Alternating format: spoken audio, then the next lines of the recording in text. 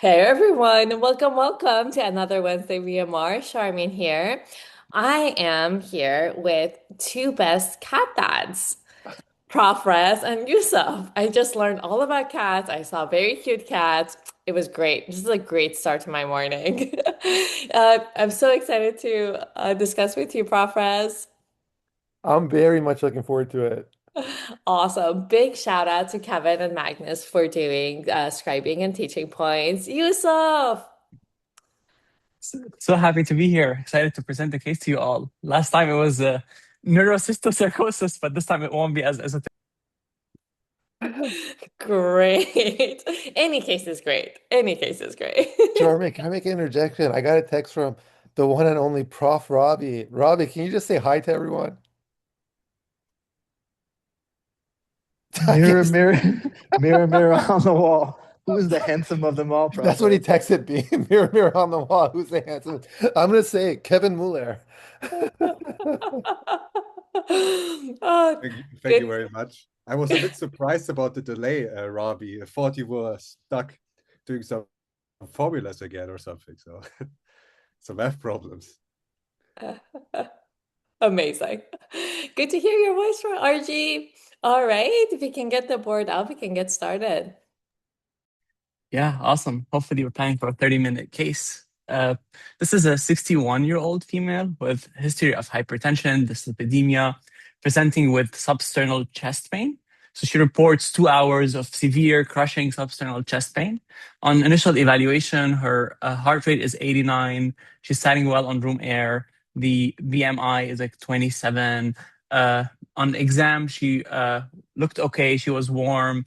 She was just pointing to her chest, having chest pain. And then you just look at the monitor. The monitor is regular, and I'll just pause there. Wow. Charmaine, I think not only because it's a 30-minute case, I'm gonna be very authentic here. All I heard from Youssef is acute onset severe substernal chest pressure. And the three diagnoses I always think about, and pretty much in this order, I prioritize ACS, then PE, then dissection. So I already know I want an EKG, I want a troponin, and maybe the case unfolds and we go a different direction. But I really don't at this stage start thinking about anything else. I just think about life-threatening causes of chest pain because of the tempo and the quality of the description of chest pain. Anything, what about you, Sharmizi? Yeah, I totally agree with you. I think 2 hours acute onset substernal chest pain makes you think I gotta rule out vascular pathology in a setting of ACS, PE, and aortic dissection. The one other thing that if I'm in the ED, like evaluating this patient would be like um esophageal like impaction, like a Borhoff syndrome, just mediated stenitis. That would be the one thing that, you can just like get it by history from the patient if they had any like food impaction. But yeah, as an internist, I'm all about the heart right now. And I think like what I used to did just right off the bat, like making sure the patient is warm. So thinking about like, oh, we are worried about ACS, if this is warm and perfusing, kind of thinking about like cardiogenic shock, making sure like they not have any arrhythmias with the monitor being regular. But this is someone that right off the bat you're gonna send get an ECG and get a troponin right off the bat. And the thing is like because it's been 2 hours, maybe a trope should you should see something. However, this is a case that you want to repeat both the ECGs and the trope. I like ECGs even more faster than the trope, just to make sure, given the high suspicion that we have that this could be an ACS. But yeah, I totally agree with you, Prof. Raz. All right, Yusuf, tell us more.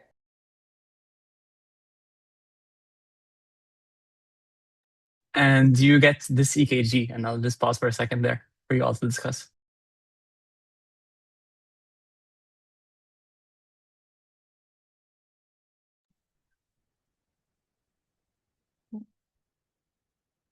Oh, sorry, can we get the ECG again?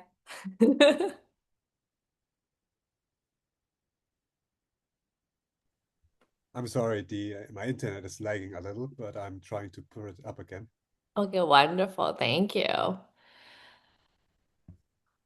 All right, Prophet, do you want to dance with this one? Yeah, I would love to. Yusuf, let me ask you, not that I would love to, I hate reading EKGs in front of a group, but is the bottom one prior or are these like back to back, just so I know the timing?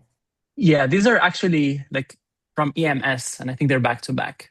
Back to back. Okay, perfect. So maybe, Charmaine, we can start with the top one. And I'll tell you this. I don't read EKGs every day, so I already know if I am not confident in my interpretation, I ask for a colleague to help me. In fact, this happened on our most recent RLR. Not going to spoil it, but it's like really good, and hopefully it'll be released in the next 24 hours. So I asked three questions. And actually, you know what? I'm not going to even ask those three questions. For this specific patient with substernal pressure, I'm asking one question. Is there any evidence of ischemia? And the way you can assess for transmural ischemia is SC segment elevations. For subendocardial ischemia, it could be SC segment depression and T wave inversion. So this is what I'm looking at. And reflexively, just looking at this EKG, I am seeing sinus rhythm. I'm seeing nice P waves, narrow QRS. But in order to know if there's SC elevations or not, right, you got to be able to identify the isoelectric line. And to identify the isoelectric line, I encourage all of you to take a blank piece of paper and identify either the PR interval or the TP segment. You put it flat, but you have to be able to see through this blank piece of paper and then see if there's anything in the SC segment that's above or below. And doing this enough times, you become pretty good at this. So I'm looking at the leads based on territory. So 2, 3 AVF are my inferior leads, 1 ABL, V5, V6 are my lateral leads, and then the anteroseptal leads are V1 through V6. And so here at 2, 3 and ABF, Charmin, I'm seeing SC segment elevations for sure. Now, the interesting thing is with SC segment elevations, the question becomes, are they, like their morphology matters. Are they a smiley face or are they a frowny face, like a tombstone? A tombstone's a bad sign, right? I mean, that Mhm. makes a lot of sense. And when I'm looking at 2, 3 ABF, they do look sort of frowny. It doesn't look like that J point elevation of the Nike check sign or the smiley face. But the other thing you want to look for is usually when you have a STEMI, you have reciprocal changes. So if the inferior wall is infarcted, and remember, the majority of this EKG, when we're reading it, we're really referring to that left ventricle. It's almost like when we talk about echoes, like we talk about the EF, we're talking about the left ventricle. So here we're looking at that inferior wall of that left ventricle, and they look elevated. So I'm looking for SC segment depressions anywhere else that would be reciprocal. And I'm not really seeing it, to be honest. I'm not seeing SE segment depressions that would be reciprocal. I'm also just looking for other changes. And even if you look at V6, for example, there's a slight ST elevation there. It doesn't look like it's completely isoelectric. Actually, if you look at V2 and V1, they do look like the ST segments are a little down and depressed. So maybe those are the reciprocal changes. Um, and then the bottom EKG, all I'm seeing is a lot of PVCs, like in between. I am seeing again an ABF. That one looks more like a J point elevation than the tombstone pattern. All in all is to say this. When I look at this EKG, when I get that story, I'm activating the STEMI pager or I'm talking to a cardiologist right there and then. If I can't talk to someone, I would go ahead and activate the STEMI pager. But I would love your thoughts if there's anything else that you picked up. Beautiful. Yeah, I totally agree with you. It sounds like, the pattern like 2, 3 AVF with ST segment elevation and maybe like a V5, V6, like laterally. So we're worried about like an infralateral ST segment STEMI that kind of like maps onto the RCA. And the only reason I bring that up is that with like RCA infarcts, you want to be a bit careful. Oftentimes like these are the people that we want to oftentimes, like when people come in with a STEMI, of course, you want to load them with aspirin, a statin, and then oftentimes, like, we do nitroglycerin. Sometimes people do metoprolol to kind of to help manage the STEMI. With the RCA infarct, at times, if they're going through the acute right ventricular failure, they're preload dependent. So you want to be a bit careful. And this is someone that, if anybody in the AD has like POCUS ability that I do not, I might be a good person to put the probe on. And kind of like take a look, but I totally agree. Like this is a STEMI until proven otherwise. Charmaine, I love your point so much. And like it prompted me to think, yeah, we would get right-sided leads on this particular patient where we're concerned about the RCA. In fact, this came up when I was on nights, the resident shared an EKG with me, and they had SC segment depressions in the anterior leads. And I remember during residency, one of the cardiology attendings taught me about the posterior lead and how a posterior STEMI can present with SC segment depressions in the anterior, and it all makes physiologic sense, which I won't get into because I haven't thought about for a while. So I just wanted to say I really love that idea and that possibility. Loving the discussion. So you get the Are you loving troponin it and because it's we're way off, Yusuf? Or are you loving it because we're no, doing a good job? Because sometimes the presenter you gets excited when the discussant, like yesterday when Robbie was faltering during that EKG, it made me so happy. no, I'm happy how accurate it is because we activated like the semi alert as well. The initial troponin was 14,000 on the high sensitivity trope, and the patient goes to the cath lab. So the patient is in the cath lab, and you're at the computer now, and you're seeing the, as we call it, the eye patient. So on the eye patient, which is the virtual version of the patient, their lipid panel was fine, their last LPA was normal, and their A1C was normal. So my question to you all is like, okay, your suspicion is like this patient is having an MI, but you review all this information and does not seem to be positive. So what is your framework to think about like myocardial infarction and Yeah, that is like such a great thought. So, oftentimes like with a myocardial infarction, we often think about like atherosclerotic disease. And oftentimes like, with risk factors being like, hypertension, dyslipidemia, hyperlipidemia, obesity of like kind of like metabolic risk factors. However, that's not the only way myocardial infarctions present themselves. You can have like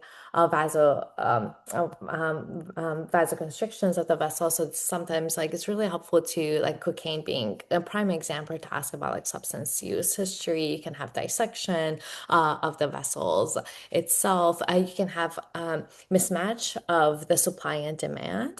And oftentimes the other thing that, with especially if you're, I mean, this could be a left circ too, but oftentimes if I'm worried about right ventricle, could anything be mimicking a STEMI? Did this patient have like a submassive, massive PE that is potentially bringing out a right ventricular strain? So there are many different ways of having a myocardial infarction. I think the most common and the one that we can intervene on that would be to take into the cath lab to make sure the coronaries are open. Anything else to add to that list, Prof. Raz?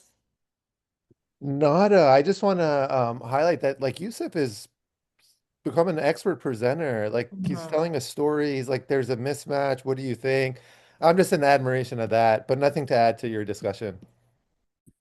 I appreciate you, Prof. Raz. And I was looking into this, and the differential would be broader if the patient was younger. And I think when you're older, you worry more about plaque rupture, and the younger they are, you consider things like MINOCA, SCAD, myocarditis, coronary embolisms, vasospasm. And I can share a paper on that in the chat as well. It's very cool. The title is like "Am I in a young person?" So in this case, the cath lab actually sees a spontaneous coronary artery dissection of the LAD in approximately and this resulted in 90% stenosis. Uh, and they did a subsequent echo that showed an EF of 30 to 35%. And the patient was started on dual antiplatelet therapy, and GDMT was initiated over the next few days. And I'll just pause there for your reflections. Yeah, this is incredible. And at the end of the day, whether it's plaque rupture or not, you're going to cath this patient and try to find out. It becomes more difficult when they don't see dissection, or if it's like an embolus that was transiently there, if there was vasospasm, that becomes more challenging. But all roads, even if you're going to diagnose those conditions you mentioned, like myocarditis, stress-induced cardiomyopathy, if they manifest with ST elevations, you cannot get those diagnoses without a cath. You need a cath. It's the stakes are just way too high. And so now we have the answer. The problem isn't chest pain. The problem isn't troponin elevation. The problem isn't low EF. The problem is, why does she dissect the coronary artery? That's what this comes down to. And I'm going to definitely ask for Charmin's help with this, but I would put it in two buckets, like most things in medicine. One is it spontaneous? Like you can get spontaneous coronary artery dissections, or is there a vulnerability that this patient has that has yet to been elucidated? And so you might ask, what can some of those vulnerabilities be? I actually haven't looked at the list in a very long time, but the way I would think about this is one, is the patient inflamed or not? Because if the patient's inflamed, then you can start thinking about medium vessel vasculitides like Behçet's, et cetera, that involve those coronary vessels. But this patient is not inflamed. They had no trauma. That's not something else. So there's always spontaneous. And then others, is there a collagen vascular disease that might be causing, sorry, Robbie's texting me. Robbie, don't text me when I'm talking. You shut that phone down. Yeah, and so Charmin, I would pass it to you. But that's like I really haven't looked at that list for a long time, but it would just be like trauma, inflamed, spontaneous, or some kind of vessel vulnerability. And like I don't know what the standard workup is for this to make sure it's not a secondary etiology. Yeah, no, brilliant thoughts. And it's like interesting that the LAD was the one that was like spontaneously dissected and we got like mostly inferior lateral one. And I think sometimes like Yusuf correct me a lot, like LAD can like wrap around and supply that a portion of the heart as well. But correct me if I'm wrong on that. But like with SCAT, it's interesting. I also haven't thought about this in a while. But with often there's like, okay, SCAT, spontaneous coronary artery dissection is like a non-atherosclerotic, non-traumatic coronary artery dissection. And I think in a lot of people, it is, as it names, it's spontaneous.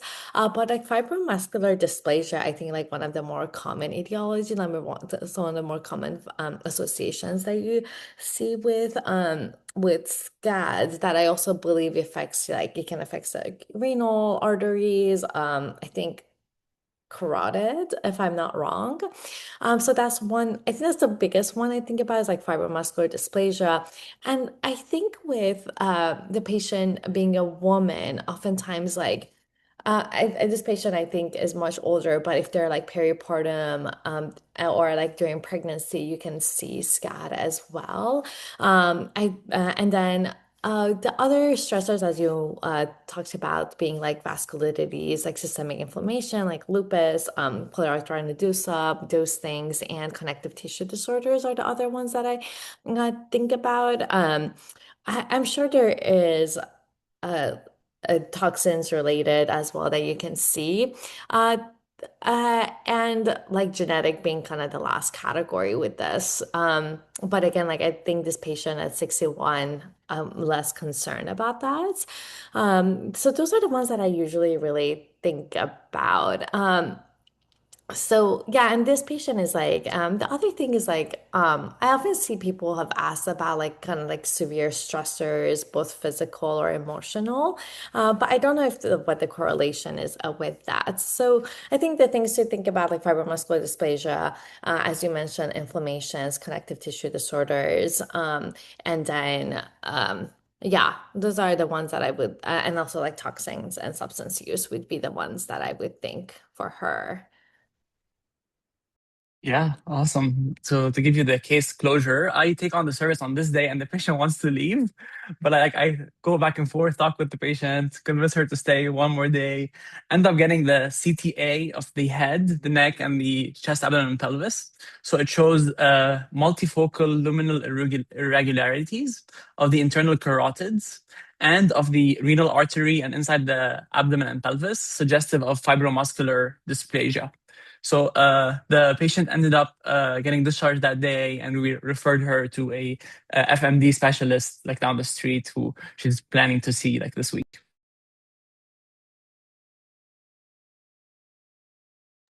Wow, what a case, Yusuf. I haven't thought about like a SCAT and micro FMD in a long, long time.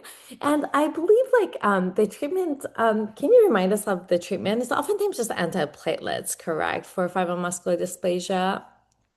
Correct. And then sometimes you do ACE and ARB. And then if there is significant stenosis, sometimes they procedurally do like stenting of the renal artery, for example. But it's like very like multidisciplinary approach. Got it, got it, got it, got it. Wow, Professor, any thoughts? I mean, what an incredible case, Yusuf. Really appreciate this. Why? Because it's such a common chief concern. And it teaches something more important than fibromuscular dysplasia. Now, elucidate what that is. One, how do you approach sudden onset chest pain, right? And then two, how to understand what the problem is. Like the problem wasn't acute coronary syndrome. The problem wasn't low EF. The problem was SCAT. And then once you're able to identify the problem, you keep asking why, you don't stop at a proximal diagnosis, you stop at a terminal. And I'm sure there's like a protocol when a patient has SCAT, you do X, Y, and Z. But so you cannot know about fibromuscular dysplasia and still arrive at the correct answer only through proper reasoning, only through knowing that SCAD is not an ultimate diagnosis in itself. So that's why I love this case because it teaches two principles. Approaches chest pain and activating the STEMI pager, and then approach to like a finding that we don't often see, which is SCAD, and just that higher level principle of clinical reasoning of never stopping asking why.